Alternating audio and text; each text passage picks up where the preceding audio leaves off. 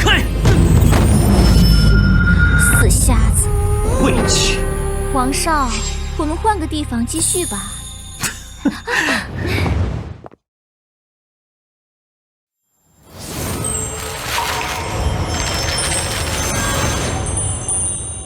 37床起来打针了。37床，37床，你怎么了？37床，醒醒！哎，醒醒！天哪，我居然看见了！我的眼睛好了，身体也不疼了，难道我的癌症也好了？我的眼睛好了，身体也不疼了，难道我的癌症也好了？什么情况？玉佩？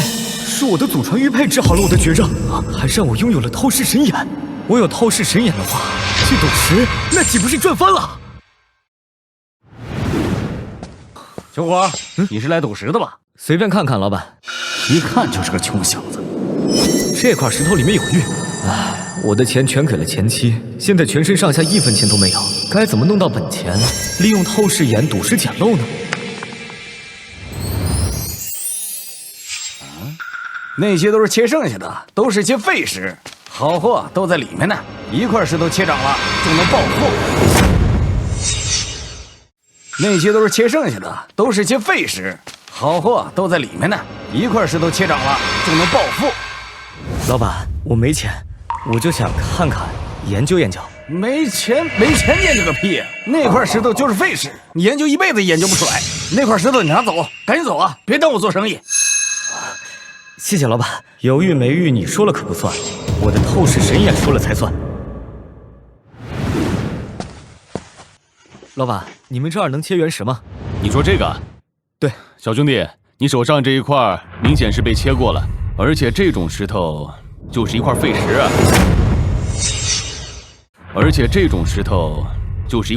啊！老板，就当是帮帮忙吧，切一下你也没什么损失不是？哎呀，算了，哎，你这样的我见得太多了，不到黄河心不死，就当我做个好事吧。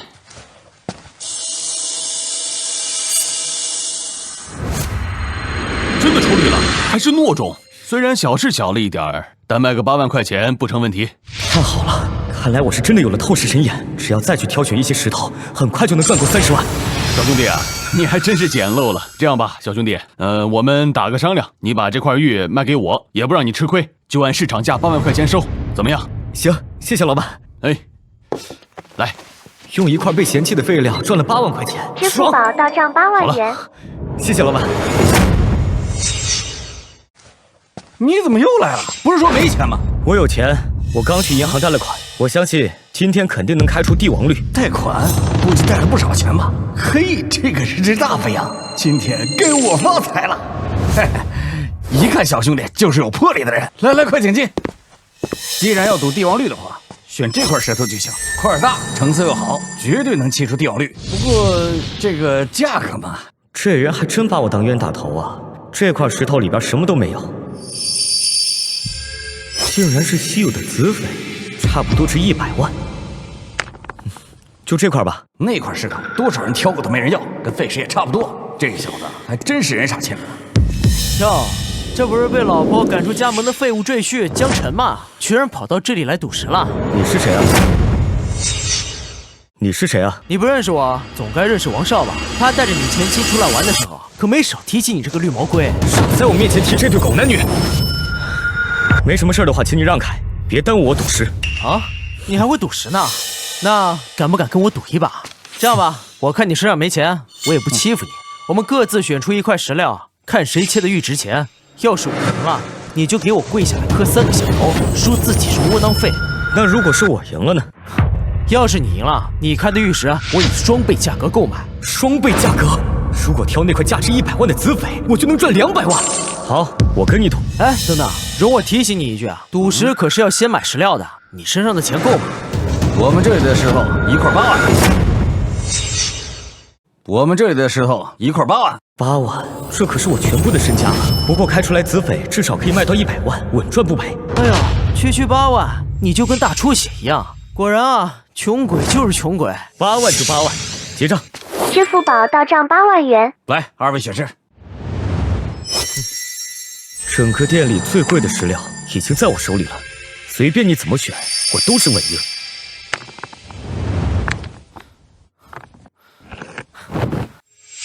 你就打算拿这东西跟我比啊？哎，江辰啊江辰，不知道你是太自信还是太自大，这东西啊，任谁看都不像能出玉的样子。哎，到时候你要输了，别怪我欺负你。还没开始切呢，吴少就半路开香槟。记住你说的话，如果我赢了，双倍价格收购我的玉石，还什么？老板，我先了。好。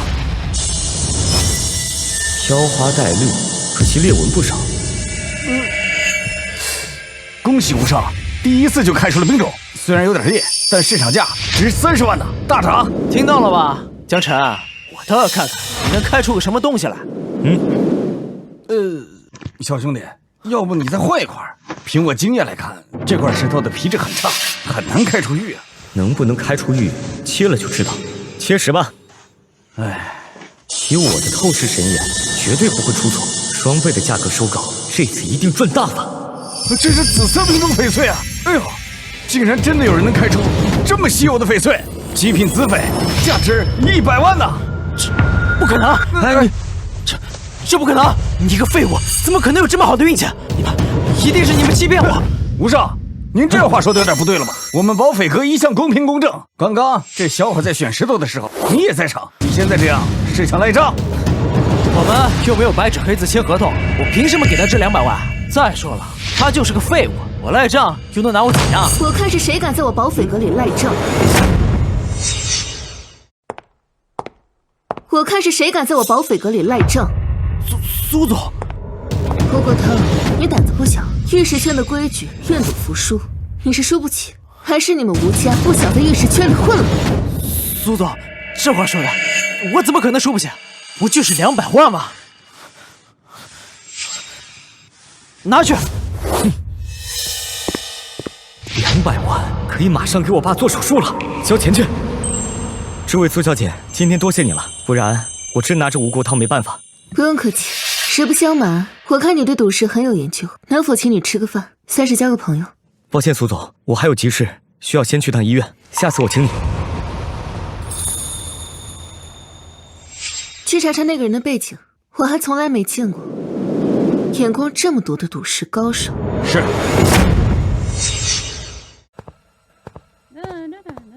您好，麻烦给我爸缴30万的手续费。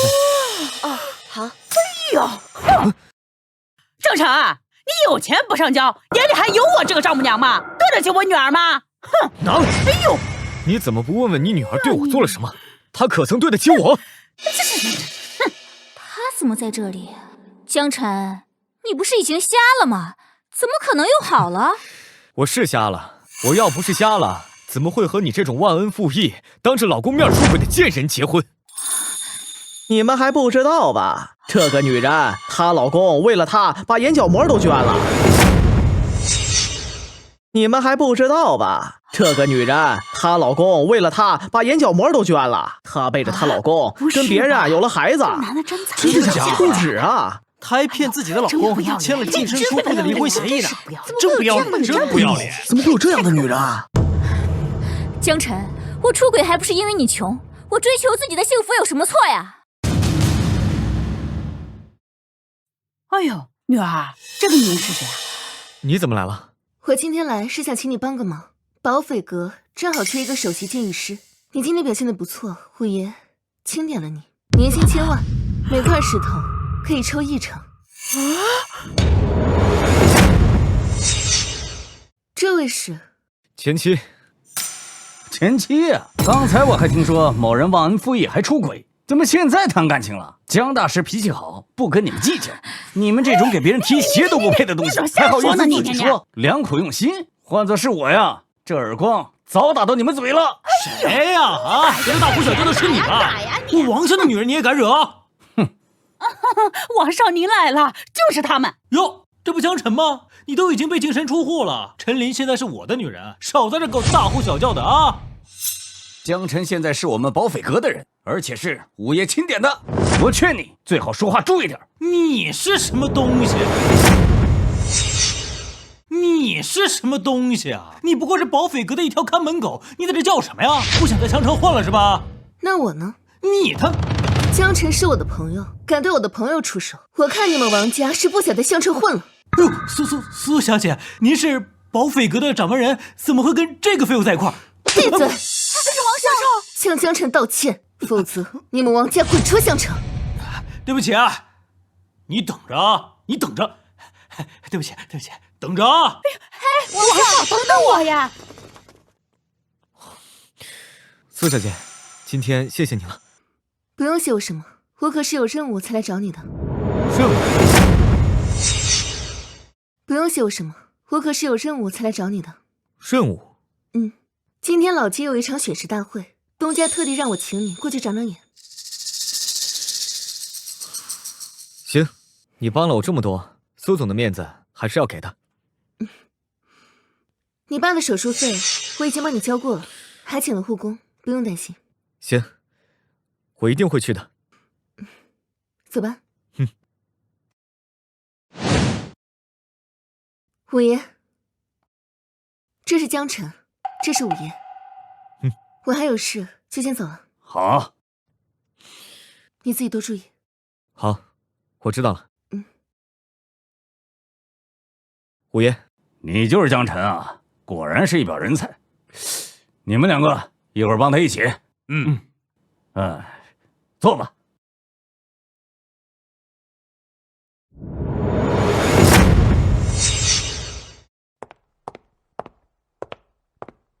各位朋友，大家好！下面我宣布，本次堂会正式开始。首先出场的第一批货物是翡翠绿石，我保证，今天所有的货物都是从矿场刚开采的绝对的好货。首先拍卖我公司看好的几块玉石，这是6号玉石，灰皮绿底淡水，经专家推测，市场价值不低于3000万，起拍价2000万，每次加价不低于100万。5号玉石已确定上种翡翠，带金花，擦除一个角，无断裂。起拍价4000万，每次加价不低于500万，现在起拍。江先生，我们要不要拍？不急，先让他们。我万宝斋出价3800万。我们出4600万。江鉴定师，我看了一下，这石料不错，棉纹很少，而且是正宗的翡翠原石，肯定有货的。赶快出价，再不出价就让别人拍走了。五爷要怪罪下来，是咱们办事不力。你急什么？有什么事情我会跟五爷交代。你们2个助手说再多有什么用？决定权在我。你怎么样？有没有料？有货，价格肯定在3000万左右。这石头里的棉纹很多，而且还发现有裂纹，这价值肯定不止3000万。可如果随便做点首饰什么的，勉强也能赚。我就说嘛，肯定有货，这6号能大涨。五爷，相信我，以我老方10几年鉴定经验来看，这块石头有搞头。我认为底价至少6000万。我赞同方掌柜的意见，我刚刚也看了一下，这是块绿翡，品质上等，甚至发现有大片白光，说不定是冰种绿。我认为底价7000万。怎么样？咱们这个底价定多少？我认为4000万左右，再高就没得赚了。江鉴定师，你开玩笑吧？外面叫价已经4600万了，看来江鉴定师的眼力不怎么好啊。哼，咱们定6000万吧。我出5500万。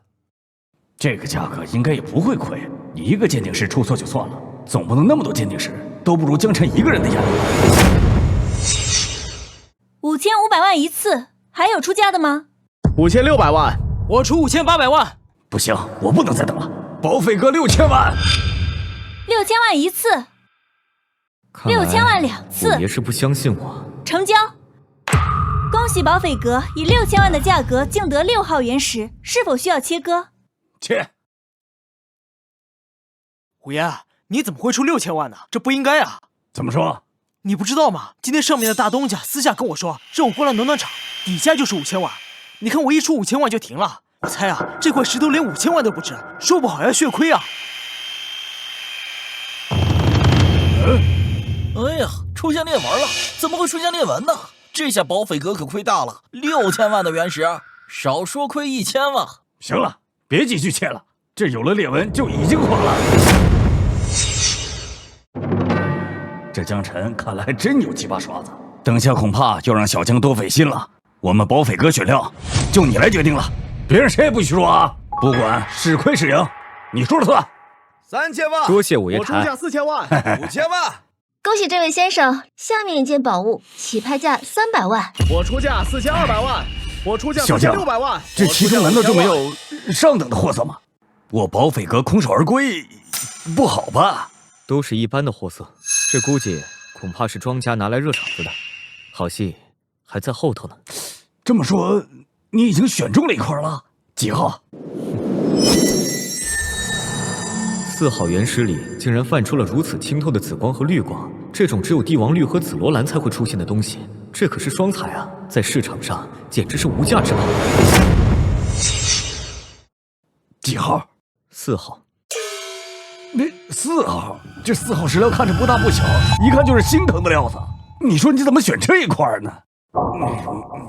哎，行了，我决定我就相信你，不管你选哪个，我都全力支持你。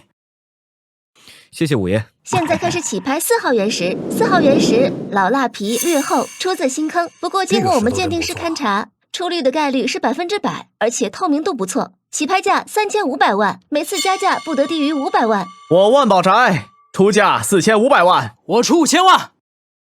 保匪阁7000万，8000万。保匪阁8500万，8500万，怕是不值这个价呀。五爷，我们这边鉴定师看过了，这新坑料也就7000万上下。虽然有珠宝行兜底，成本低一点也能赚，但是不划算啊。这个料子值这个价吗？值，超值，您就放心吧，五爷。8500万1次，8500万2次，还有没有出价的？9000万。保匪阁1个亿。1个亿，这鉴宝师怕不是赌上头了吧？等下我看他搞砸了怎么收场。还有出价的吗？1个亿1次，1个亿2次，1个亿3次，成交！恭喜保匪阁竞得4号原石，保匪阁慧眼识珠，必将财运亨通。五爷，请问保匪阁这块料需要给您切开吗？这花这么大价钱买下这块料，这万一江晨要看走眼了，我这面子往哪搁呀？这个今天我们保匪阁有点事儿，比较忙，我们就先不切了，我拿回去，让我自己的解释师傅给我切。哈哈，五爷，你不地道啊，偷偷摸摸把石料买了，还不让大伙见识见识。既然你花这么大价钱买下，说明肯定能出好货，可您还藏着掖着，不让我们长长眼吗？是啊，五爷，你这不地道，还怕我们大家抢你的不成？快切开让大家看看吧。对啊，对啊，对啊。五爷，既然大家都想看，切了吧。好，解释。好嘞，祝五爷旗开得胜。这老拉皮这么厚，估计得有一半是废料，里面就算有东西，能有多少？普通的货色根本回不了本，这次保匪阁注定要出事儿。谁说不是啊？我进赌石行业20-30年了，这种货色一看就知道怎么回事，典型的苍蝇屎，毛色有好有坏，不过也就那样。切出来了，切出绿了！帝王绿，我竟然看到了帝王绿！不会吧？帝王绿真的出了帝王绿？绝对是帝王绿，这水色，这色泽，晶莹剔透，绝对是。这是神器什么啊？虽然是帝王绿，但是能不能回本，还得看里面有多少东西啊。万一中间是块废料呢？五爷还切吗？如果要想兜底，必须从中间切一刀，然后再根据纹路再细切。切。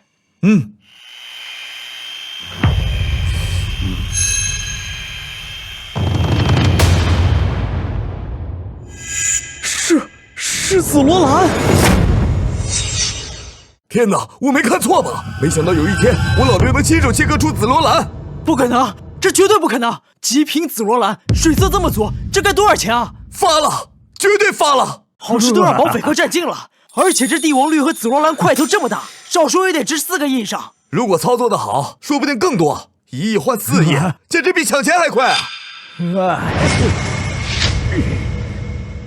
小江，真有你的，你果然是慧眼识珠啊！我决定了，给你1000万当奖金，而这利润的3%也给你，当做对你的奖励。而且我得给你涨工资，具体涨多少，咱们具体再谈。多谢五爷，但我并没有打算做保斐阁的首席鉴定师。多谢五爷，但我并没有打算做保斐阁的首席鉴定师。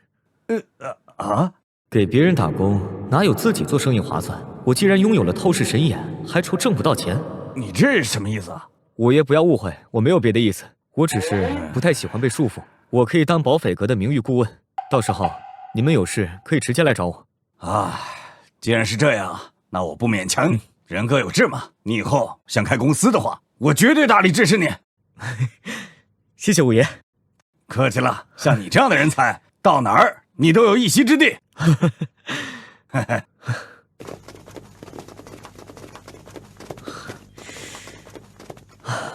苏小姐，怎么？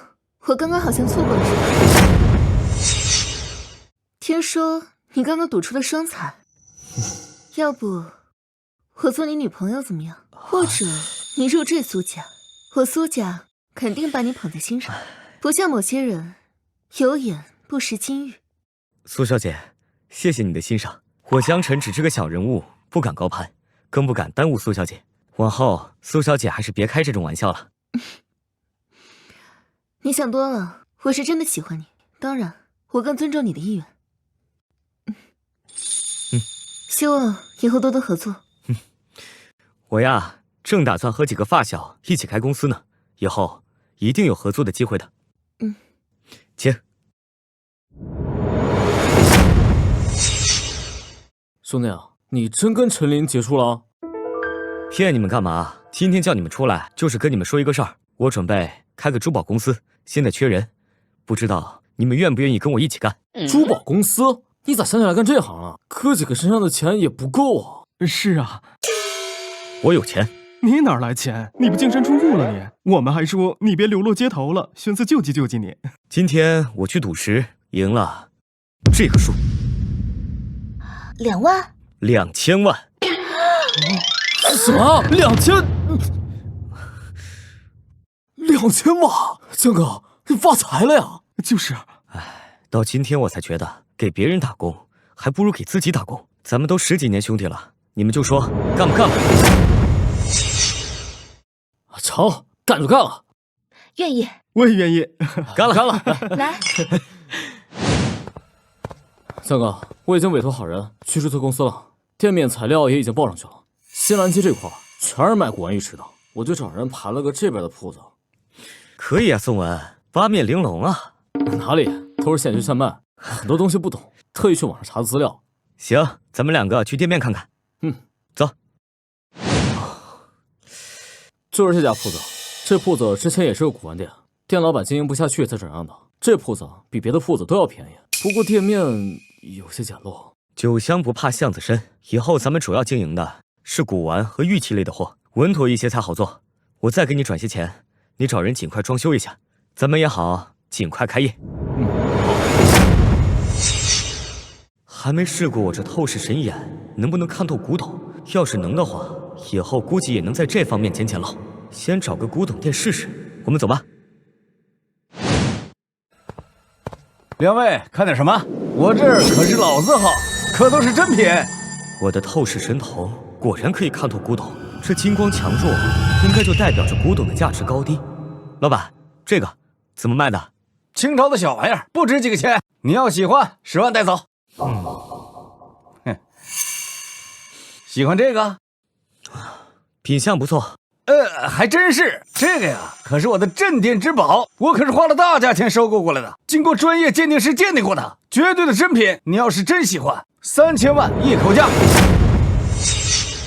你要是真喜欢，3000万一口价。看来这金光越强，就代表着古董就越值钱。不过我要想捡漏的话，还是去古玩街更合适。谢谢啊，我再去看看。走。呸！不懂装懂还学人买古玩，我看赔死你！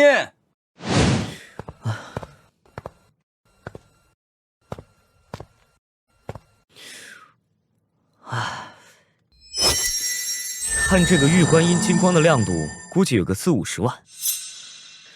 老板，你这摊位上的东西看起来挺新的，该不会是市场里进的货吧？不过这物件看起来还不错，就是不知道你准备卖多少钱。瞎说什么呢？这是我自己家的东西，要不是外婆生病了，我才不会拿出来卖。这个2000，你要买就买，不买就别打。早就听说买古董捡漏要声东击西，只有让对方麻痹大意，才能顺利的把真正值钱的低价买到手。今天我也来试试。行，这样子我喜欢，我要了，不还价。江哥，这碗看起来也太普通了吧，还2000块，我家里就有好几个。江哥，这碗一没来历，二没长相的，你再考虑一下。不是你懂什么呀？我这个买来是送人的，送人便宜的能拿得出手吗？要的是心意，懂吗？行，我不管了，成吗？2000啊，2000给。左安，你先帮我拿着，给。还真是人傻钱多。这些物件虽然说有些年头，但都不是什么值钱的东西，你全买早了才好。哎，这个多少钱？3000。3000，这个我也要，3000给。宋文，这个你也先拿着。这次赚翻了。老板，这个多少？2500。2500，刚好还剩2500，舍不得孩子套不着狼，给。哇！哎，宋文，我钱没带够，借我点。宋文啊，我钱没带够，你借我点。哦。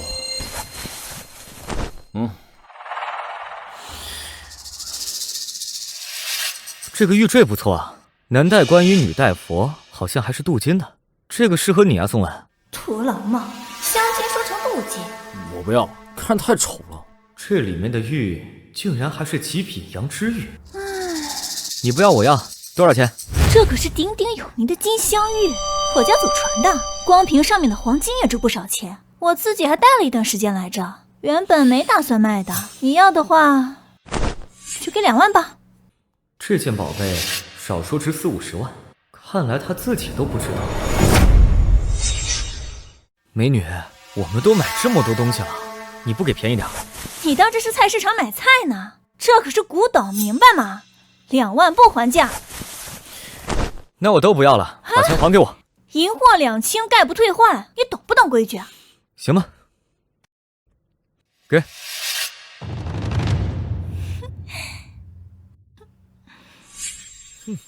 走。哎，小伙子，等等，你脖子上那个玉坠儿，能给我看看吗？这不是合记的徐掌柜吗？又来街上捡漏了，看样子似乎又看到好东西了。贼不走空，狗不眯眼，这徐掌柜可从没看走过眼。这下有好戏看喽！哼哼，听旁人这话，这徐掌柜肯定是看出了什么门道，想截胡我。可惜啊，他找错人了。我这刚买的，不打算传手。小伙子，我绝对没有别的意思，就是好奇，想看看而已。这街上的人都知道，我是合记的徐文放，对古玩字画呀非常爱好。看到喜欢的东西，要是不能一睹真容，我定是要几天都睡不着觉啊！这样的话，那就给你看看吧。好好好。哎呀，这个玉坠果然神奇呀！这雕刻手艺明显是大师之法呀，圆润细腻，颇有古风。这还是块极品羊脂玉。前2个月有一块和这块差不多的玉坠，在拍卖会上卖出了70万的高价。啥？这玉坠真这么值钱？在拍卖会上卖出了70万的高价。啥？这玉坠真这么值钱？看这个羊脂玉的纯净度来说，还得往上翻。虽然个头小点啊，但我保守估计至少40万。40万？好啊，你买这么多东西就是为了买这个玉坠吧？我不卖了。老板，这可是你自己说的，钱货两清，概不退换，这叫规矩。小伙子啊，遇见即是缘分，不如我们一起走走看看吧？啊，好啊。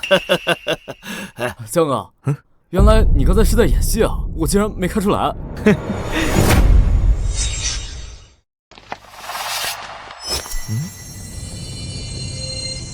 有好东西。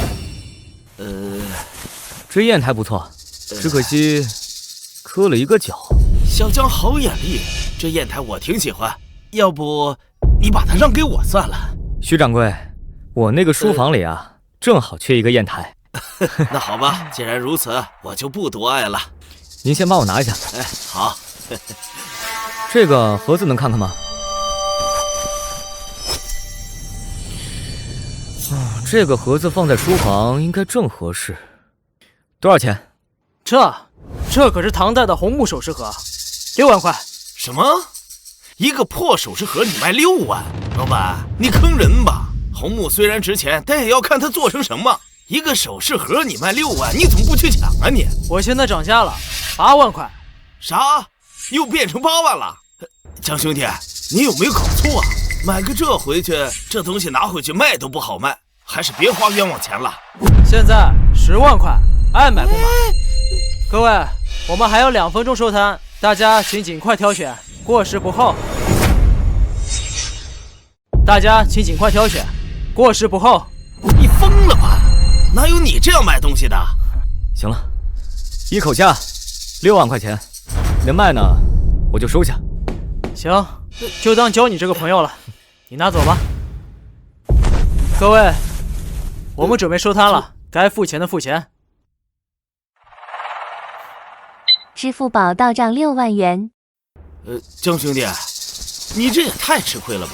你这忙活了半天，只收了一个砚台和一个破盒子。谁说它是破盒子？它说不定啊，比你所有的东西都值钱。不会吧，江兄弟？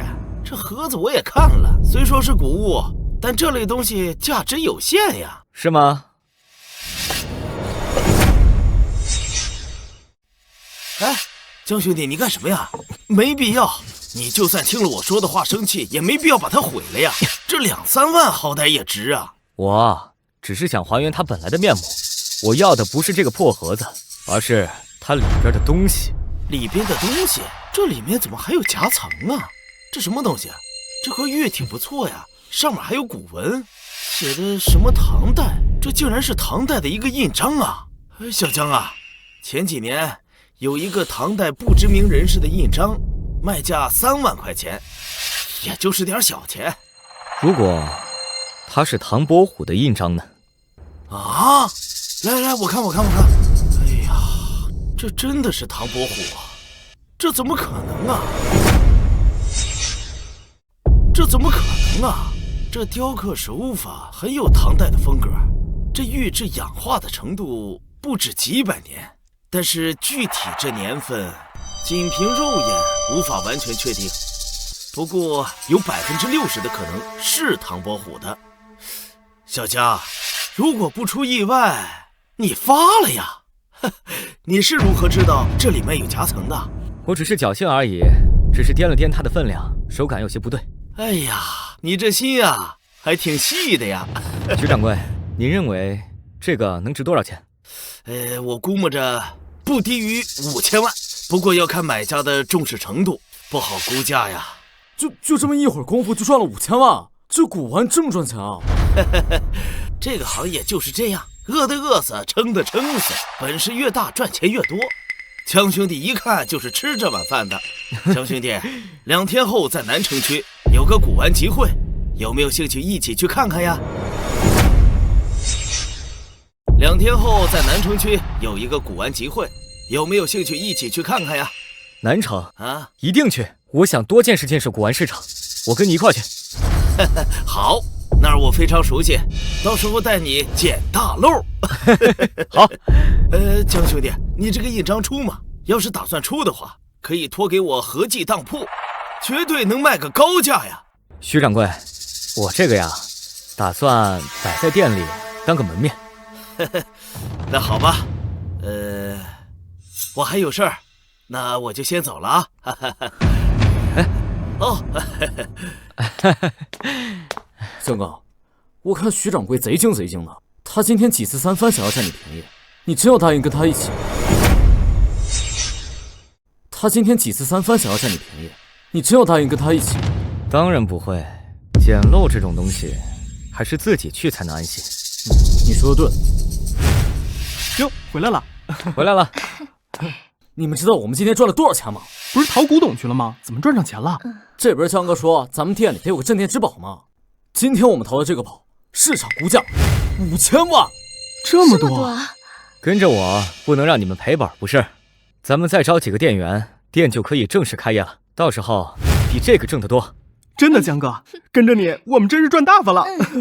要想打响名气，光靠这些还不行。明天我去城南古玩市场看看，还能不能再淘点宝贝回来。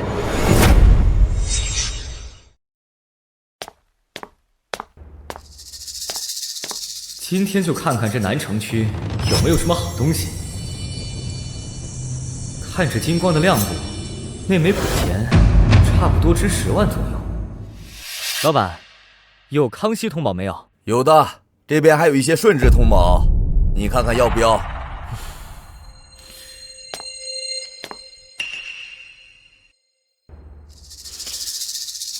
这里边有10几枚钱币，跟别的不一样，难道是故意做旧的？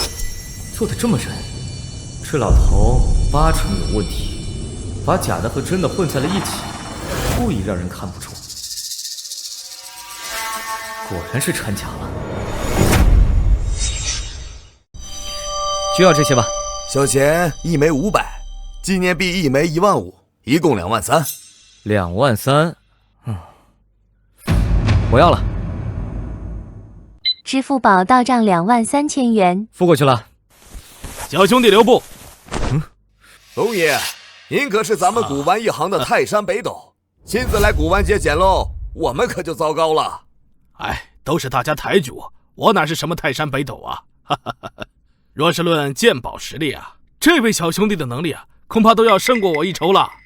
哎，小兄弟啊，你刚才挑出来的古钱，能否让我长长眼啊？龙爷要是感兴趣的话，可以全部出给你。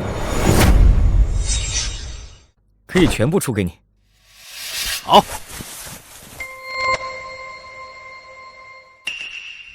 小兄弟，这些古钱我是真的喜欢。这样吧，我出300万，你是否满意？龙爷果然是识货的。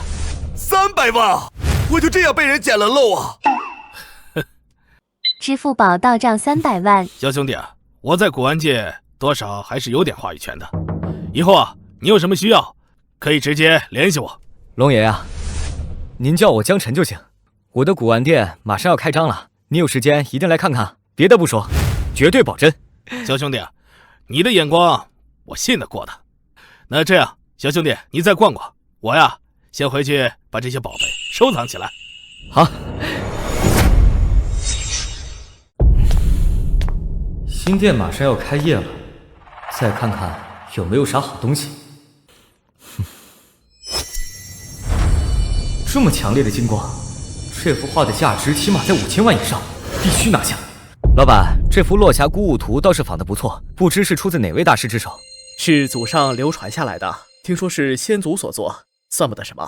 你要是想要，随便出个价就行。还有买家出价的道理吗？你开个价，如果不合适，我可以不买。那就3000吧。你要是觉得合适，就拿走。这幅是一个仿画，能不能便宜点？2500，不买的话，那就算了。支付宝到账2500元。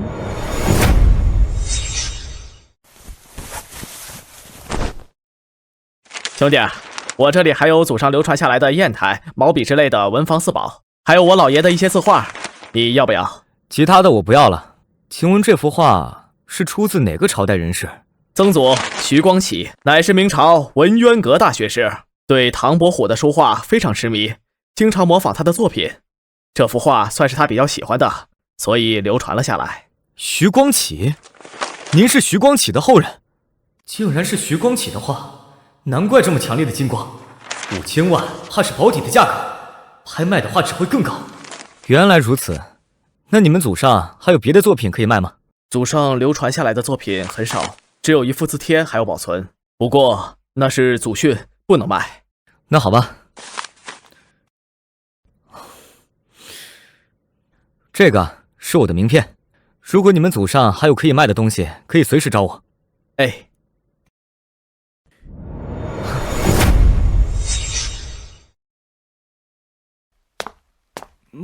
我回来了。回来了。江哥回来了，这是珠宝公司，已经注册下来了。这是开支情况，我按你的吩咐联系了2家珠宝加工房，他们都不打算卖。这是谁的画？你刚收的吗？啊，别动，这可是几千万的东西。几千万？就这幅画啊？你花多少钱收的？2500。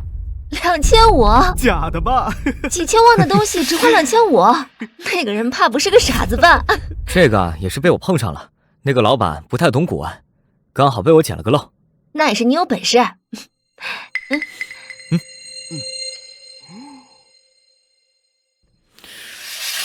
公司跟万宝阁开业起来，光1年的人工成本就得上千万。你再招些人，钱在我这儿不是问题。行，过几天啊，一定准时开业。今天咱们聚宝楼正式开业了。好，恭喜，开业大吉！宝斐阁五爷前来祝贺，送上花篮10个，玉观音1件。和记当铺唐经理前来祝贺，花篮8个，金佛1件。五爷，唐经理，太客气了，又是金佛又是玉马的，搞得我都不好意思了。顶天下黄圣义前来祝贺，送上花篮20个。王老板，你可真是土财主啊！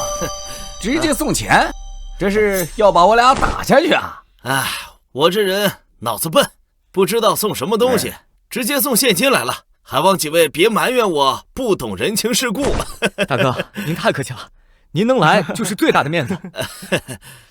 哎呀，这幅《落霞孤鹜图》模仿的这么好，大哥也懂书法，这个是我前几天从一个年轻人手上收来的，算是一幅高仿之作。大哥也懂书法，这个是我前几天从一个年轻人手上收来的，算是一幅高仿之作。我刚才没注意，这幅画确实是不错，但是真的《落霞孤鹜图》在博物馆里放着，小将，你把这画放这儿不太好吧？小将，这幅画的落款是徐光启，这是真的吗？什么？徐光启？的确是徐光启的作品，这是我从他后人手上收到的。据说他很喜欢唐伯虎的画，于是模仿了作品，这是流传下来的唯一一幅。哎呀，那要是真是徐光启，这价值不菲啊！我说怎么会放如此显眼的位置？唐经理慧眼识珠啊！哎，小将，这幅画我很喜欢，如果你愿意卖给我的话，我可以花3000万收购，或者你拿到我们拍卖行寄售。哎呀，3000万，小将，你这可是开门红啊！3000万，这样，小将，你要是现在卖给我的话，我出5000万，以后我们还要合作，不会让你吃亏的，怎么样？5000万还算可以。行，李刚，去准备合同。好。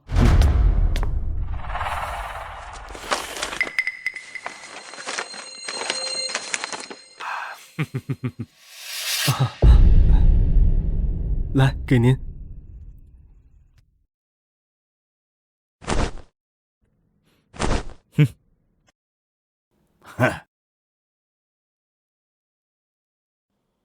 支付宝到账5000万，钱已经付过去了，多谢小将割爱了。我要多谢你，唐经理，给我来了一个开门红啊！哟，江小子这里挺热闹啊，我来没打扰吧？龙爷，您怎么来了呀？你这小子，店铺开业也不通知我一声，我这不打听啊，还不知道。这不，特意来沾沾你的喜气嘛。我也没什么好东西送的，就把自己写的字帖拿出来献丑了。祝江老板财运亨通，叱咤风云。龙爷，您可真是折煞我了，您的字帖求之不得，太感谢了。龙爷，您老也来了，真是难得呀。唐老板好啊！江哥，咱这一转手就赚了5000万。江哥，咱这一转手就赚了5000万。古玩这个东西就是这样，3月不开张，开张吃3月。你让兄弟们好好干，年底咱们就发奖金。好嘞。哎，对了，现在店里有些贵重东西，要24小时有人看着，不能放松。放心吧，兄弟们都精神着呢，而且那仓库的钥匙只有我有，那门厚实着呢。好，老板，你这收东西吗？收。你要卖什么？就是这个，我能看看吗？当然可以。确实是个老物件，做工不错。就是这玉用的是和田玉，但胜在时间去。我没看错的话，这东西应该是商代的，我可以出20万收购。你这个东西来路正规吗？20万太少了，最低要30万。我只要现金。这物件可是我们祖上传下来的。30万，行。李刚，去拿钱。哎，钱还没到，这玉蝉现在还不能给你。好。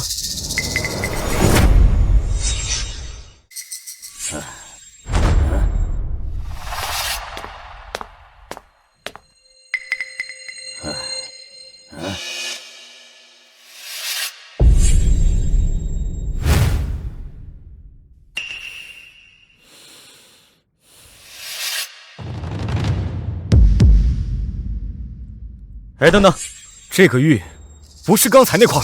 老板，你这什么意思？拿到货了就说成是假的，你这是要黑吃黑吗？这块玉不是你刚才拿的那块，真当我万宝阁新开的店好欺负？老板，你这话什么意思？这明明就是同一块玉，我身上就这一块，不信你搜。堂堂一个大店，这是要欺客不成？在他身上藏着。你们倒是配合的好。不知不觉就转手了，给我拉住他！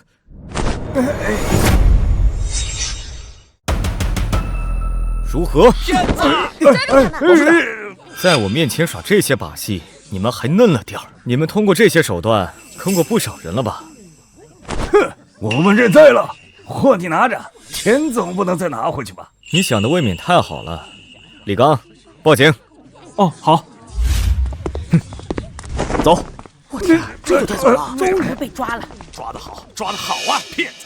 哥，这古玩也这么多套路啊，得亏刚你发现的及时，要不然咱今天就亏大了。以后得上点心啊，这一行的弯弯绕绕可不止这些。咱们以后啊，也该请个掌柜，至少懂古玩玉器的，越老越好。行，那我这就去发通知。行，这边你就先看着吧，我得去珠宝公司一趟了，那边不知道装修的怎么样了。行，哥，你去忙。哦。走走走，一起跟着去看看。算了算了，哎，走走走。你们把东西搬到那边。是。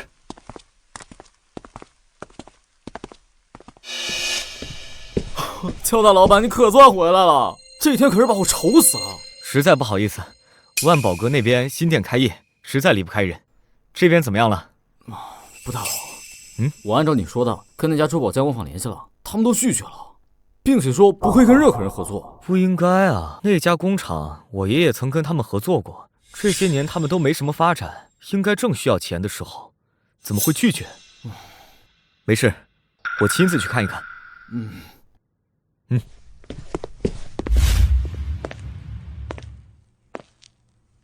哎，你好，您是想要买珠宝吗？是想要金银首饰还是钻石项链？我们玉容园都是手工制作的。我不是来买首饰的，我是来谈合作的。我是99珠宝公司的。又是99珠宝公司的，你快出去！老板说了，我们不卖店铺，也不和人合作。怎么了，雪姨？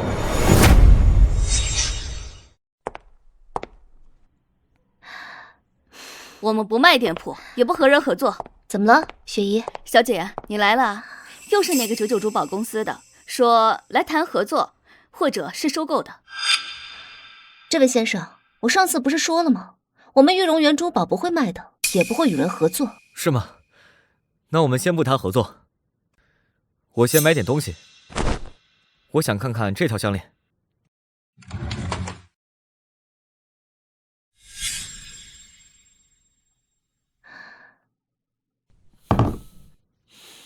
这个项链设计的不错，远胜市面上80%的首饰，不知道谁设计的。蓝宝石配双鱼设计，很有创意。是吗？算你有眼光，这是我亲自设计的，也是费了好大一番功夫。这是我亲自设计的，也是费了好大一番功夫。可是我家那老爷子居然说太丑了，竟然是你设计的，看不出你还是设计师。你不会是玉家的什么人吧？这位先生，我是什么人跟你买东西没关系吧？这项链多少钱？30万。30万。你要是觉得太贵了，我们还可以商量。实在不行，25万卖给你了。不是，我是觉得这30万太少了，根本配不上这么好的设计。这宝石正常也值10多万了，算起来根本不赚钱。我看出60万，60万买下来。你愿意出60万买下它？那是当然，给我包起来吧，我非常喜欢这件作品。好的，雪姨，赶紧把这件作品给这位先生包起来。好的。这位先生，您来是想见我父亲谈谈玉荣园收购的吧？不，伯父伯母这几年还好吧？我是想见见老爷子。你是？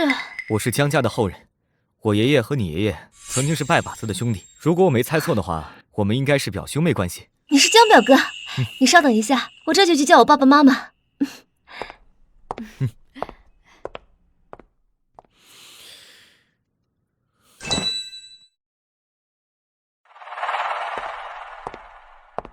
这不是小江吗？真是好久不见了。这是我女儿玉玉，想来你们已经认识了。听说你花60万买下了她设计的一条项链，这不是胡闹吗？那项链就送给你了。哎，玉小姐的设计很好。听说贤侄开了个99珠宝公司，就是前几天跟我们谈收购的那个。是的，不过不是谈收购，而是合作。我打算借用玉荣园的传承手工技术制作公司的珠宝，签订正规合同，相当于代工。每一件99珠宝都会给予你们利润。说起来也是件好事，互惠互利。只是我们当家老爷子可不一定。当年你爷爷因为一场生意跟他闹翻的事，他还耿耿于怀啊。我想见见玉爷爷。他恐怕不会见你。刚才在门口的时候听见你声音了，他不想见你。我是一定要见到玉爷爷的，一个是以后辈的身份，二是代我爷爷向他问好。虽然江家没落了，但是情谊还在。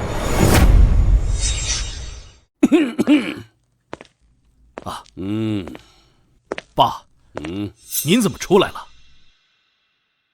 你们江家人这么强势，舔着脸也要赖在这里。玉爷爷好，晚辈江晨向您问好。死不了。你小子倒是长大了，你不是入赘到陈家了吗？今天怎么有闲情来这儿？离婚了，现在有自己的事业。离得好。当初我就觉得入赘不是那么回事儿，就算把你放到我们玉家，也亏不了你。实在不行，我孙女玉玉哪点比陈家那丫头差？还有，既然离开了陈家，那就住在我这儿，我派人给你收拾一间屋子出来。多谢玉爷爷。爷爷，你说什么呢？我说的没错，你们两个年龄、样貌样样合适，怎么就不行了？玉爷爷，这个就算了，我目前只想把事业做好，现在还没有那方面的想法。哎，既然你们不愿意，就算了。你说，你有生意要谈对吧？是，我知道，您之前与我爷爷有误会，但那已经是上一辈的事了。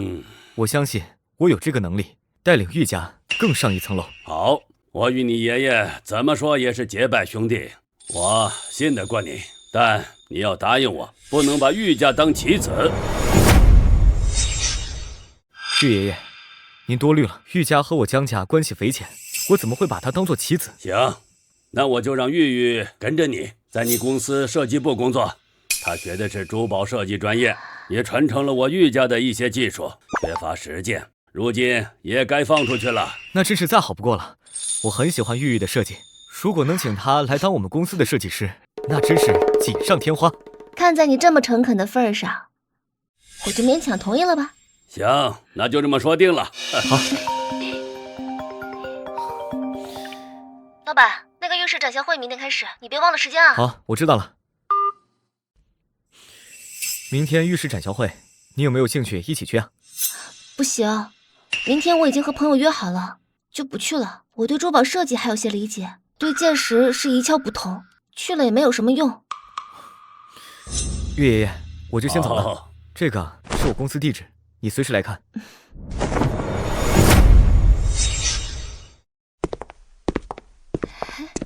这就是展销会啊，可真热闹。对，刚好啊，带你来见见世面。上次带松文他们出来过，这场面不一样吧？江晨，苏小姐，好久不见。这位是？什么好久不见啊？我今天是专门来堵你的。这位是王氏珠宝的总裁王鑫，是他特意让我给你们牵线。江先生你好，我是王鑫，王相的父亲。听说你跟我那不成器的儿子有许多误会，我今天就是来解开这个结的。年轻人嘛，有什么事不能过去的，冤家宜解不宜结，你说是吧？王总，我跟王相没什么误会，你想多了。是这样，我王氏珠宝近期也布局市场，但缺少原料。听苏小姐说你本事大，想请你帮忙长野挑一些原料，辛苦费就按市场价的10%，怎么样？不好意思啊，王总，我们现在不对外营业了，只做自己的事情。看来江先生对我还是有意见的。你虽然也算是行业翘楚，但这鹏城水深着呢，一个人很容易掉下去就上不来的。我掉不掉下去是我自己的事情，您还是管好你自己的儿子吧，别让他把你家家产败光了。苏小姐，看来今天的合作是谈不拢了，我祝你财源滚滚，我还有事就先走了。好的，慢走啊，叔叔。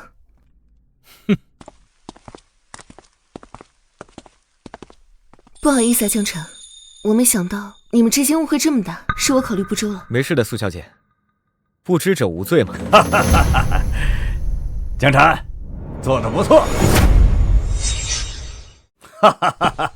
江晨，做得不错。王鑫这个老狐狸，你不跟他一条船就对了。展销会马上就开始了。小江阿玛还得麻烦你，今天多给出力。没问题。这是镇宝堂的场子，来了不少料子。你看这今天来了不少同行呢，你给看看。没问题的。各位，今天我镇宝堂第一个开卖，所有玉石一律9折，大家可以尽情挑选。我左手边001号原石来自木纳石场的原产石，一手好料，蓝水牌子，售价4600万。002号料子来自帕岗石马场，虽然是新开的小矿场，但是最近出了不少精品。这一块就是其中最大的，水头色玉足，极有可能开出极品货，售价4200万。这001号料不错呀，里头水分也很足，而且是木纳的矿石，这平常没有几千万是拿不下来啊。也是啊，听说今天来了不少大老板，看中了就要下手，要不然只能捡些废料子。002也不错呀，料底足，手电照上去还有别的宝色，里面肯定还有其他颜色。小江，今天我保斐阁第一个开门红就得靠你了，你随便给选一块，不亏就行，价格不设限。是啊，江先生，你可是我保斐阁的名誉鉴定师，你的实力我很了解，钱多钱少无所谓，我主要想交你这个朋友。没问题，不就是一块石头吗？开门红还是要保斐阁图个吉利的。那就多谢江先生了，人家就知道你是好人。等等，苏小姐，帮五爷跟苏小姐我是很乐意的，不过我也需要帮助，不知道两位愿不愿意？当然，江先生需要什么帮助？珠宝店刚刚开业，手上流动资金太少，这种地方不多花点钱，根本不可能掀起什么浪花。是这样的，最近资金有些困难，这次只带了8000万，想向保斐阁借一笔活动资金。江先生，这是要有大动作呀！你要多少？1个亿。好，我借给你。那多谢苏小姐啊。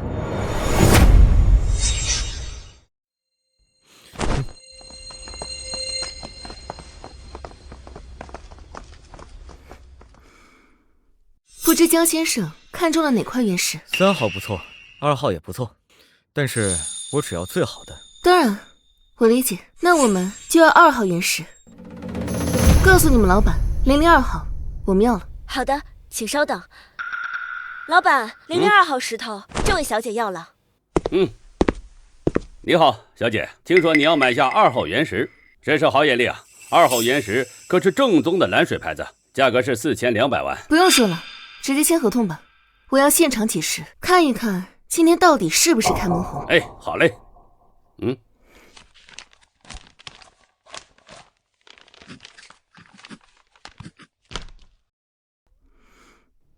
祝你好运。店主，3号我要了，直接签合同吧。好，先生真是好魄力。3号石头的价格是3800万，非常好的料子，请签合同。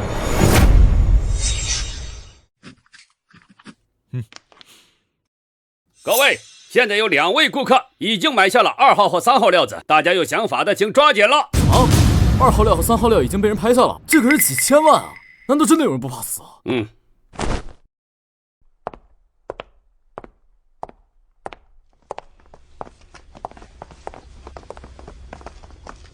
哎，姜老板，请问你的玉石怎么切？正常切，先磨皮，然后小刀。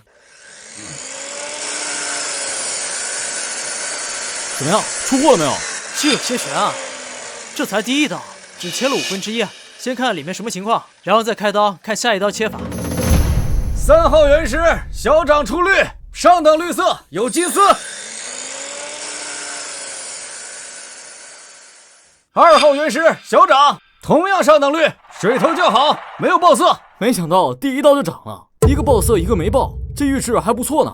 这位小姐，这切的毛料卖给我得了，我出300万价格。不好意思啊，这是我店铺自用的，不对外出售。江先生，您这块毛料我出260万如何？不好意思，我也没打算卖，除非你出1000万，我考虑一下。1000万？你想疯了吧？边角料你要我1000万，钻石都不值这个价啊！1000万我要了！1000万我要了！是他，刘正，号称鬼眼毒手的家伙，没想到他居然看上了对方一块边角料。看来是个有本事的，居然能看出有货。既然你识货，就给你了。多谢老板，给我切64切，顺着棉雾，别切坏了。涨了1000多万，这刘正什么运气啊？边角料也能赚这么多？早知道我就要了。2号原石大涨，金丝种绝对爆色。哎呀，金丝种价格不低啊！按照这块的话，做成10来件中等大小的饰品没问题，绝对值7、8千万，再加上其他一些料子，还能有1、2千万。这太好了，我保飞阁终于有原料了，这回去给它做成珠宝，至少能卖1亿多。太好了，这还真是多亏了江先生。这说的哪里话？苏小姐能拿到，便是苏小姐的本事。3号原石大涨，出祖母绿了。啊，祖母绿，这就是比肩帝王绿的颜色了。快让我看看。不错，是祖母绿。好漂亮的颜色，这得值多少钱？按市场价，一块上等祖母绿玉佩，价值80万。这块颜色很纯正，价值估计破100万。这一整块祖母绿，价值在1亿以上。1亿？哇，这得有多少啊？哎，姜老板，恭喜恭喜，你这是发大财了。都是镇宝堂的店面被财神爷笼罩着，我就接个光而已。张老板，发这么大财，怎么着也得发个红包吧？红包？什么红包？红包就是赌石场的规矩啊，你不知道吗？赌石场的规矩啊，大涨都要发红包的。我不知道啊。哎呀，算了吧。江先生，你可真是抠啊，这可不像你的为人啊。对了，他们的红包不发，我们自己的红包要发。刘飞，你等会儿回去拿2万块钱，还有孙文和李刚他们1人2万，记得提醒我。谢谢江哥。江先生，我愿意出价1亿1000万收购您的玉石。1亿3千万，交个朋友，以后你就是我千福阁的渠道商。不好意思，我不卖，自己留着。老板，这江城赌石好厉害呀！今天第1天赚了7、8千万。老板，我刚才打听到，他还帮宝翠阁出了主意，这玉石也是大涨啊。行，我知道了。既然这家伙点石成金，说明眼力还是不错。我们等一下可以操作一下。走，跟我过去。哎，姜老板，你又看中哪块石头？直接告诉我，我给你优惠。小江，资金够不够？我保飞阁可以跟你合伙。五爷，你不用担心，我既然顶着保匪阁名誉鉴定师的名头，肯定不会厚此薄彼的，合作就没必要了。江先生可真是好气啊！我对你越来越感兴趣了。你们别着急，据我看，这镇宝堂还有不少好料子呢。6号石料我要了。6号石头来自后江矿场，价格3600万。张老板，要不要再挑一块？一直挑好料子，必定会引人怀疑。我得挑一个会垮的料子，隐瞒一下。那就8号吧，一块算。8号售价2600万，2块加在一起，一共6200万。我做主某个零头，一共6000万。谢谢老板。好。等等，你还没问别的客人呢。这2块石头我也想要。哦，这位先生，你也要这2块石头，这可就有点不好办了。江先生，赌石自古是价高者得，实在是不好意思，这合同我看还得再等一下。没想到我们看中了同样的石头，真是大水冲了龙王庙。但是生意就是生意，是我可能得罪了。这2块石头我出6500万。6600万。看来姜老板钱有些紧张啊，我出7000万。7000万？这位先生，把6号和8号石头出价到7000万！天哪，这不是在做梦！来，各位做个见证啊！我的天，哪里来的过江龙？既然你这么想要，我索性就坑你一把。这可是你自己送上门的，7100万。怎么，姜老板是没钱了吗？7500万。等等，店主，我可不可以买其中一块？当然可以。那我就要8号原石，出价3000万。好，姜先生对8号石头出价到3000万，打算分开买。王先生，您什么意思？分开竞拍，这什么意思啊？8号我也要了，我出3600万。4000万。看来石头里应该有好东西。4500万。5000万。不就是5000万？我出6000万。恭喜你，王总裁，6000万给你，我不跟了。不跟了？是啊，带的钱不够，只能拱手相让了。恭喜王老板，你以6000万的价格拍下8号石头，请签合同。好。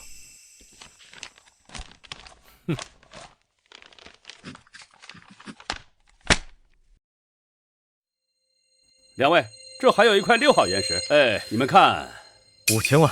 老板，你要慎重考虑啊，我们带的现金不够，公司还要预留资金保障呢。行，我知道了。5800万，这是我最后的价格。如果王总还要的话，我就不要了。看来姜老板是没钱再交了。不过既然你有意，我也不好让你空手而归。这块石头我就不参与竞拍了，让给你了。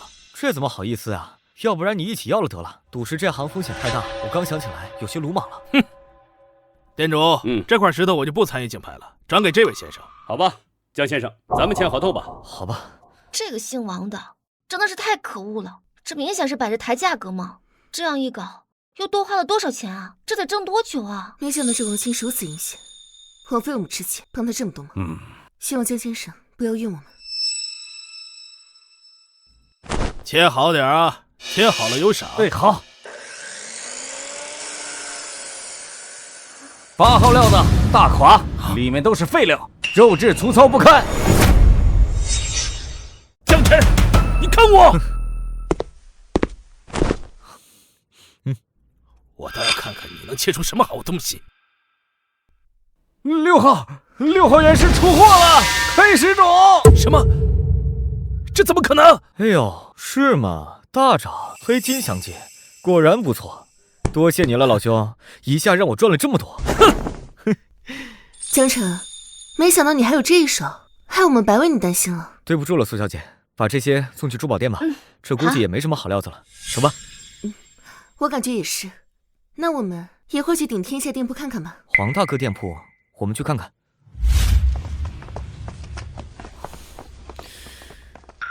姜老板，大驾光临，有失远迎，你又来照顾我们生意了。那肯定了，怎么说，我跟顶天下的杨总经理也认识，照顾生意那是自然。您认识我们杨老板，那就好说了，照顾生意应该的。既然这样，我也不占您的便宜，全场消费给您打95折，您看怎么样？那感情好，我可不客气了啊。看上哪块石头，您说，选完我安排好。好。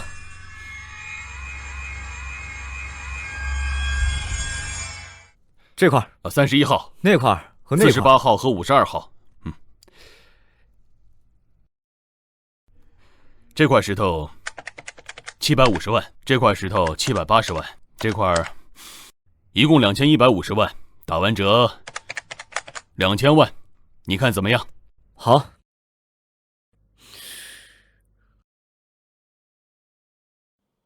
银行卡到账2000万。先生，这边可以解释。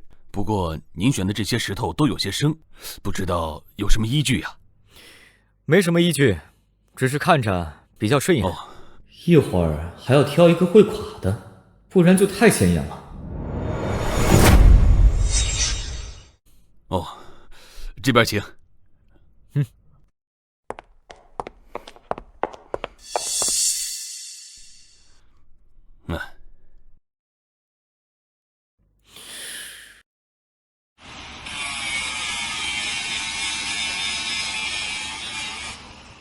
37号石料，小长，上等兵种。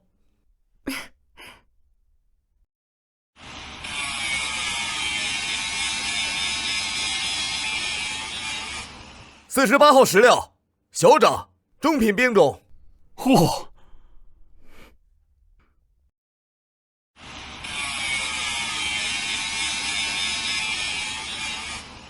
！52号石料垮了，水头断了。苏小姐，石料我帮你们物色好了，19号和54号，价位大概在3、4千左右，赚多赚少我不敢肯定。我相信江先生的眼光。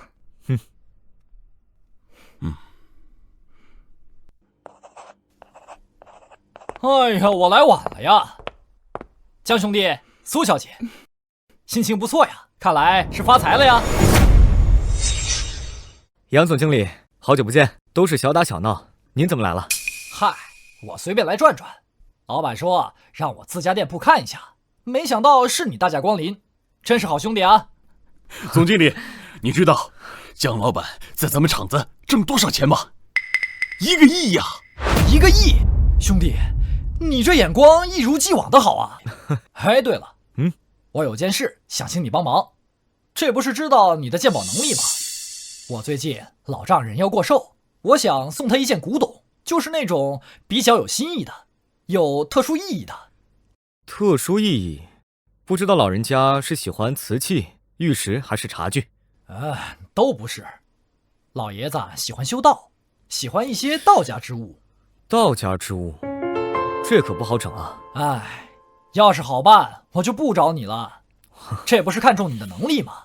钱不是问题，哥哥的幸福就靠你了。行，我帮你想想办法。行，那就麻烦了。我还有事儿，那我就先走了。哎，李掌柜，我的这些玉石送到公司里就行了。好的，你放心。苏小姐，那我先回公司里看看，那边我怕忙不开。好，你先走吧，有时间我也去你们公司看看。随时欢迎。慢走。我们也走了。走吧。江哥回来了。江哥，你可是我们的大功臣啊！一次出门就弄这么多原料回来。宋文，搬这些的时候可得小心点儿，有瑕疵了可就不值钱了。放心吧，我让他们都看着呢。等玉荣园那边做好后，我们就能正式售卖了。你抓紧让宣发部再造势。成。哟呵，哎呦，这就是我家女婿开的那个公司啊。开的还挺不错的嘛。啊，你们怎么来了？前台，怎么回事？不好意思，老板，我怎么拦也拦不住。他们说是您的妻子和岳母，他们的确是我的妻子和岳母，不过那是以前的事情，现在只能叫前妻前岳母。行了，你出去吧。哎，张晨，你什么意思啊？离了婚我们就不能来看看你？我们呀也是关心你，来看看你的公司办得怎么样。没想到，办得还是挺不错的嘛。行了，你们是关心我吗？啊，你们是没钱了吧？江晨，江晨，你至于这么绝情吗？我这么绝情，你们之前让我净身出户的时候，怎么不说绝情？保安，把他们赶出去！来了。哎，我看谁敢欺负我闺女！谁敢动我？我可是你们董事长的夫人。对，董事长夫人，陈琳，我原以为你只是嫌贫爱富，没想到你还这么不要脸！保安，把他们赶出去，以后不许再放他们进来。是。快走！江晨，你，快放开我！放开我！你个负心汉！你，江哥，那这些我就先送去玉荣园了。你先送过去吧，我还有点事。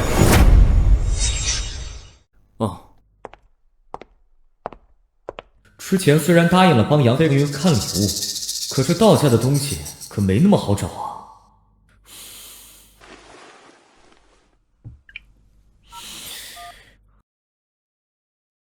苏小姐，我这边有些事想要你帮忙，你知道哪些地方道家古董比较多吗？道家？你什么时候对这些东西感兴趣了？我爷爷恰好也喜欢这些。对了，最近西陵古街那边有一场互市，你要是感兴趣的话，可以去看看。西陵古街。好，谢谢苏小姐了。西陵古街。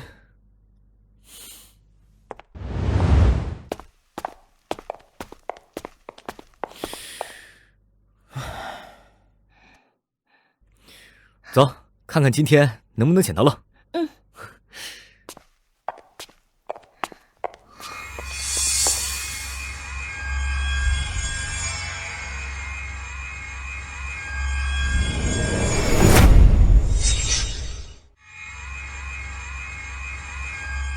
好东西，以这个金光亮度，这幅画的价值是1000万左右。而且如果没有认错的话，这幅画的落款似乎跟我在博物馆里看到过的吴承恩的字迹一模一样，年代也符合，应该这就是吴承恩的画了。老板，这《道德经》怎么卖的？恰好我爷爷喜欢这种道家典籍，买回去给他。这卷书都放在这儿挺久了，都被老鼠咬了一口。你看着给吧。500块钱。500块钱不行，至少1000块。听说这本书年头很久了，怎么说也是古物啊。1000块钱，就一本书，要不这样我吃点亏，800块钱。行，800块钱你拿走。来，给我吧。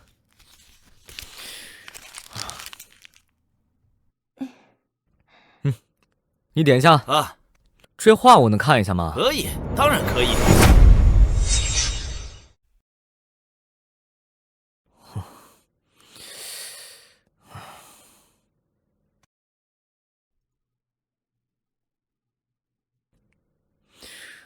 多少钱？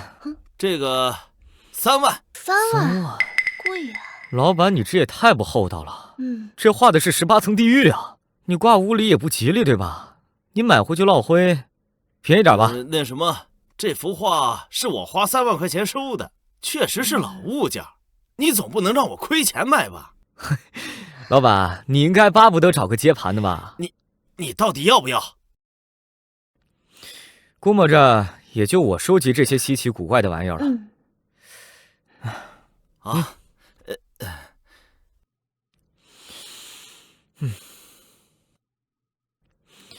3万啊，来给你。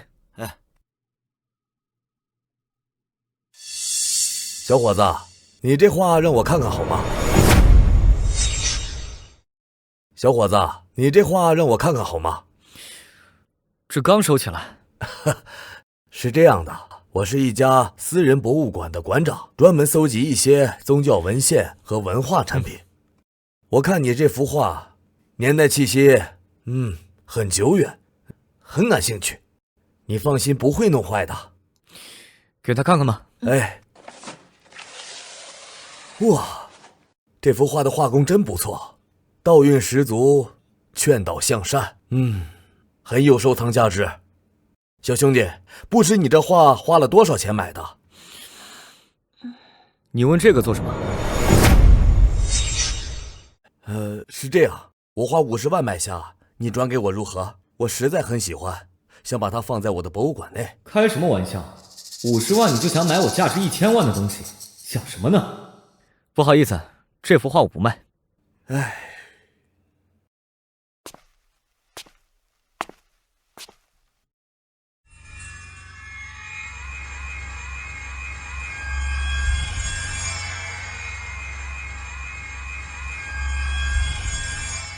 看来那蒲团上的金光就是因为那本书了。小兄弟，想看看什么呀？我这里可都是好东西。那浮尘怎么卖啊？上好的紫檀木手柄的浮尘，6000块。太贵了。这支笔不错。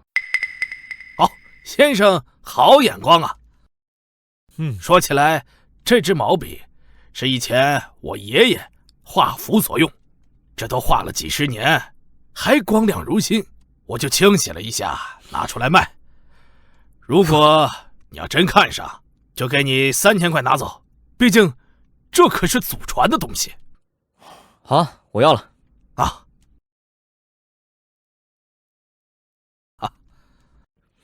这个蒲团不错，到时候买回去练习书法时放在身下也还行。这个应该不贵吧？多少钱？蒲团你也要啊？既然这样，就收你600块。这是上好的松茸，酥软舒适，的确是个好东西。一个蒲团600，500块钱我就要了。也行，我就当结个善缘。行，刘飞，帮我付一下，我的现金不够了。老板，这是500。哎，好好。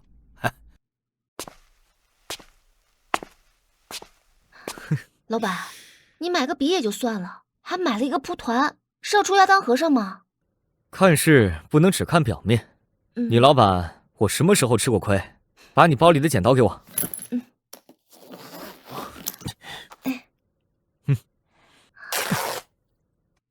拿着。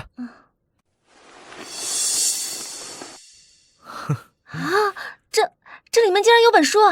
老板，你怎么知道的？果然是本古书，不枉我在那儿演了这么久的戏。走，回万宝阁。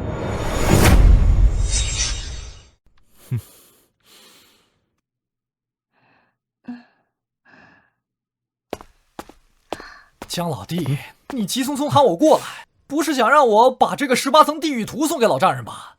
这不合适吧？而且我第一次去女朋友家就送这个，我怕我女朋友揍死我。这可不一定，先看看再说嘛。他老人家修道，应该是不拘泥于世俗的人。我这儿还有2本道经，你一块带去。好，我先看看。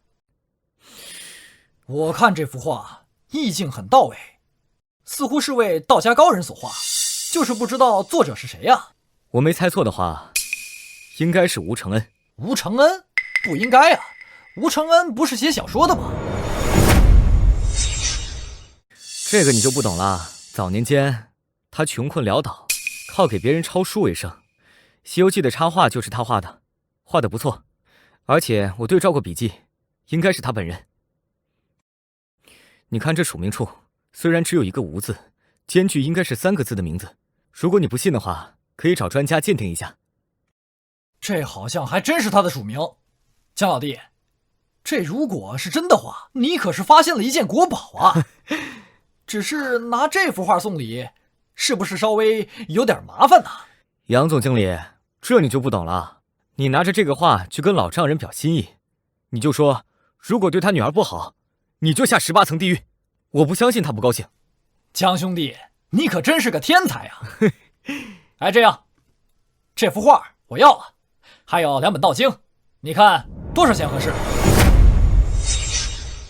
江兄弟，你看杨哥对你这么好，你不会看在咱俩关系好的份上杀熟吧？杀熟？我是那样的人吗？这样吧，这幅画我是700万收的，卖你1000万，还有300万呢，当做我的辛苦费。还有2本道经，这2本道经收来是18万，卖你20万，一共是1020万。江兄弟，我可不能让你吃亏呀！这样，这幅画还有2本道经，我都要了，1200万，你看怎么样？我知道你开店这个养一大帮人，道理我都懂啊。杨总经理，谢谢你这么照顾小弟，那我就不客气了。应该的，应该的啊。好嘞。银行卡到账1200万。那我就先走了。慢走啊。江哥，你这也太厉害了，这一会儿就赚了1200万，你这捡漏收获也太大了。古董这行就是这样，只要有一双火眼金睛，赚钱还不简单。今天先这样，先休息好，有什么事儿明天再说。你们看我这个玉佩，看这个造型，看这个成色，你竟然只给10万，你们也太欺负人了！怎么回事？老板，怎么这么快就回来了？各位，我们老板回来了，让老板看吧。你就是老板？我这有个玉佩，你们家鉴定师只给我出10万，还非说它是赝品，这是我们家祖传的，我就是砸碎了也不会只卖10万。这位兄弟，你先别激动，如果你信得过我的话，我可以帮你看看。这是你的店，你当然和那个鉴定师是一伙的。好闪的金色，这玉佩估计有1亿不止。我们家鉴定师总有走眼的时候，你放心，我帮你看，绝对不会让你失望。我刚刚去外面的店里也看了，那里的鉴定师简直是欺负人，只愿意给我10块，简直是瞎了眼。好，我就信你一次。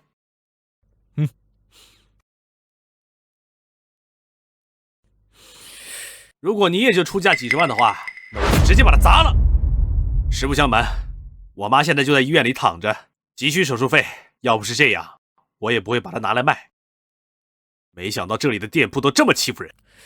这块玉的玉质确实很好，应该是著名的南洋玉，雕工工艺精湛，似乎是汉朝的风格。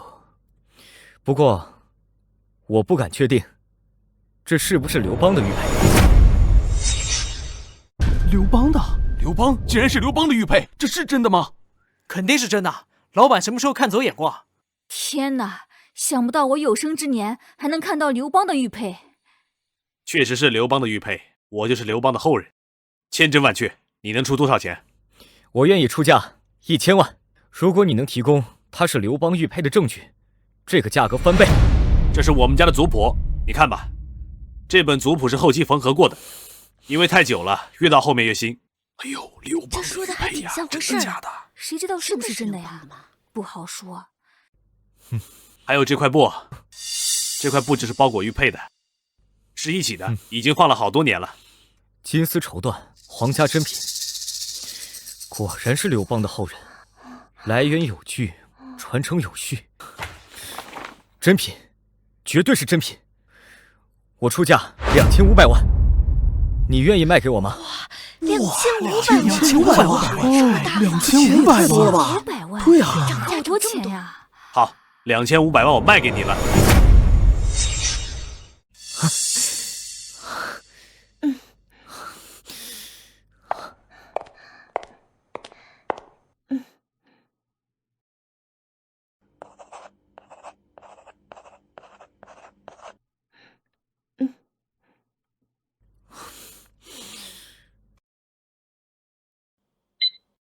银行卡到账2000万。看一下，钱转过去了。你是个公正的人，多谢了，我先走了。哎，好了，都散了吧，没什么热闹可看的，走了。哎，走了，就是走了。哎呀，老板，这东西真能卖这么贵呀？不，比这甚至还要翻10倍。真的吗？咱们店里怕是又有新的镇店之宝了。哎呀，李刚，外面还有很多货，你去搬进来。行嘞，小心点啊。好。哎，这么多全都是啊。这些都是好东西。这是赵叶狮子，做工一流。这是翡翠玉镯，唐代的。江哥太厉害了，这下不愁店里没东西摆了。这么多东西，我觉得我们的店铺也可以适当扩张一点了。那江哥的意思是，公司稳步运行，扩张反而有些不利。毕竟合作商玉荣园那边都是手工制作，但古玩店就不一样了，咱们的东西多开几个店反而能更好的卖东西。有道理。那江哥打算开在哪儿？我打算搞个古玩街。古玩街？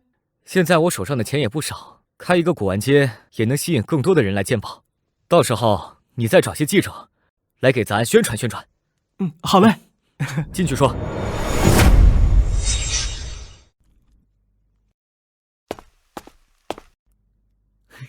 今天怎么有空来我这里啊？我最近有个想法，想搞一个古玩街。我知道龙爷，你也早就看不惯这古玩界的歪风邪气了。我想着，要不咱们合作搞一搞，弄个新的古玩街。小江啊，没想到你竟然有这么大的志气啊！行，古玩界就是需要你这样的人。过2天我就派人问问街上的古玩店。我是这样想的，咱们也不能一刀切。要是有老板愿意跟我们合作的，咱们就让人家一起加入，店还是人家的店，但是东西我来提供，最后跟人家分成。不愿意的话，咱们再收购。好，你这个方法非常的好。毕竟啊，这条街上都是靠古玩吃饭的人，咱们呢不能断人家的生路。是啊，那就这样说了，明天我找人去问问。啊，好。恭喜万宝街正式开业！恭喜！太好了！各位，万宝街是我们跟龙爷合作搞起来的鉴宝一条街。你们要是有什么古董珍玩，别的店铺里鉴定不出来的，都可以拿到万宝街来鉴定，我们保证以市场价格收购。江辰，这是我送来的贺礼，恭喜你。龙爷，苏小姐，这古玩界可真是因为你们要变天了。江辰，我们可是老朋友，以后找你鉴定古董，你可不能杀熟啊。苏小姐放心，绝对给你一个公平公正的价格。